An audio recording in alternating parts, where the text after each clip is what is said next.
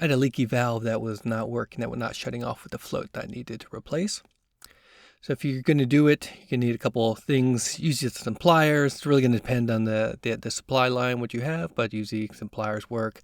I would like to have at least one towel, maybe a couple towels. I found a beach towel is usually the best. You get a big one, soak up any spills, and then generally a bucket just in case there's any real emergency.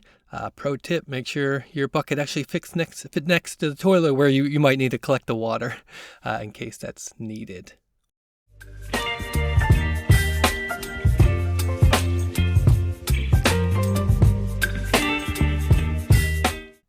There's lots of different valves, toilets. So like this one has a way of adjusting the amount of water with a little knurl. The one I'm going to use has a bigger one. There's generally, so if you see the layout here, there's a supply line that runs from that valve right here. And you can see sometimes you can adjust the amount of water that comes out, how fast it is. That goes into the bowl. There's the lever to engage it. Some of these different ones have a little bit of a different flapper. It looks like this. Maybe the valve looks like this. It doesn't have a all self-contained, but they all act the same way. So the supply water comes underneath, and again, these might be different. You might have a hard one. This one's plastic. Your supply line may look like this, how you turn off the water. Mine is a quarter turn. So however you get it, just you want to shut off the water just to start off with. And then you also want to then flush the toilet. And this gets much of the water out as possible. And since you have the supply off, no new water is going to be coming in there. What I like to do is move the flapper out of the way, make sure you don't break it, and then just kind of get as much water as I can using this. You may use a cup, something like that, or you can use a towel to soak it up. I found that just doing this a couple times for a minute or so, you can get as much water out as you need, and then kind of soak up any extra. You want to do this before you open it, just so that you get as little water as possible. Start spilling. So then I like to get the towel before I start doing any of this, or you can do it, at the beginning, right when you turn the water off. Get this all around anywhere where it's going to come out. The only place it's really going to come out is you're replacing the valve there where the supply water is coming in. So you just want to make sure it's there to catch any drips. And so when you open it up, you shouldn't get too much from this just because the supply water's off, but you may get, a little bit of dripping. Again, mine's a toolless, so I could just use it with my hand and open it up. You may need a wrench, ply, or something like that. So once you get it out, again, you may get a little bit of drips, but you see I didn't really have anything to supply water's off. And then what you want to do is then release. There's a nut. Again, it might look a little bit different on yours, but this is where water is probably going to come out because there's just a little bit of water left in the tank, and you're going to release that seal. So just be careful and hold on to that nut. You'll probably get a new one, but just keep it just in case you need it. So you can see once I open it up, I get a little bit of spillage just because there was some around the valve, but not really that much. And this is what it looks like from the inside. So once you take it out, see that's why I try to get as much water out as possible so it doesn't leak down there. So I have a little bit, my tank's a little bit tilted. And just kind of clean it out. Make sure you don't get any unexpected water. So this is the new valve. You'll see there's that gasket seal. That's what goes inside the tank and keeps the water from spilling out. And just make sure that's up against as flush as possible, up against the valve body there. Just when you push it down, you're not getting any false seal.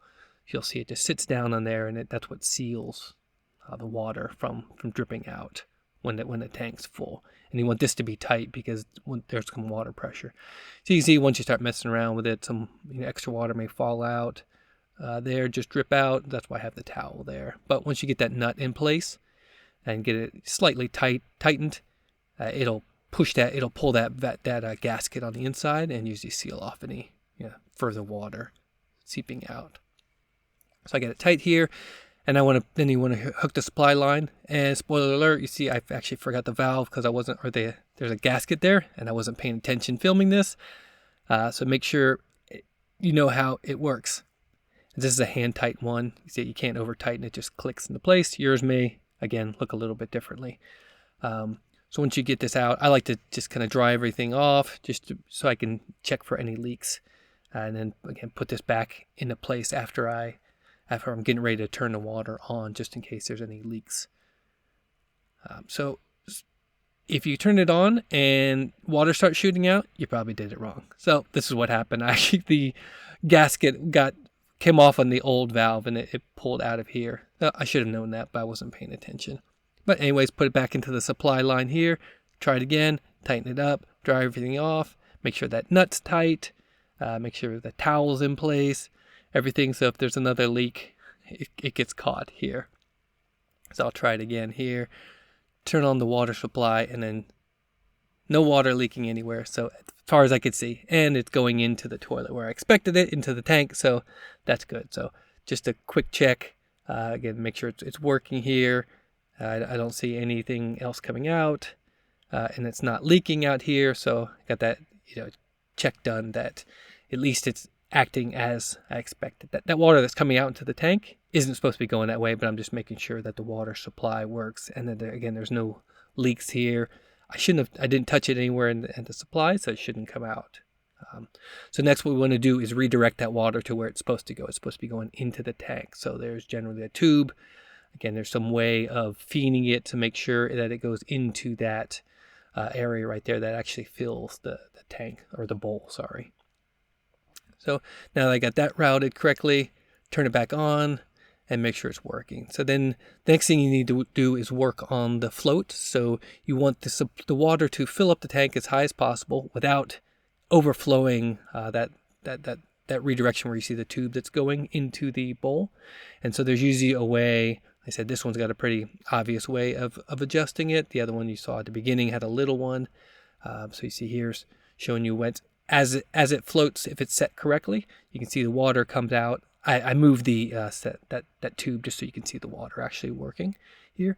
But you can see there's some fine tuning to this to get it just to the right. You may need a little more, a little less. You can kind of adjust it and kind of watch it till you get it exactly where you want it to be to shut off.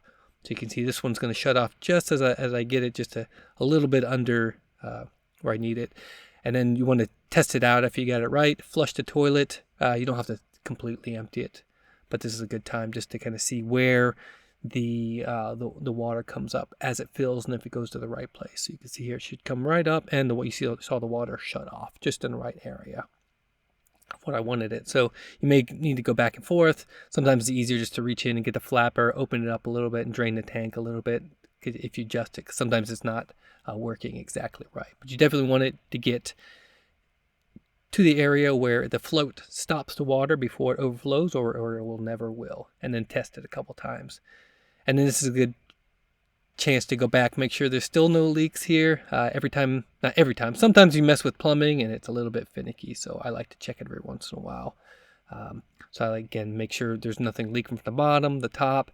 And what I like to do is get some toilet paper and put it around the bottom just so I can check it every couple minutes, maybe an hour or so. And then I put one up on the supply line as well so I can check it, just because plumbing is very finicky. But after this, you're done.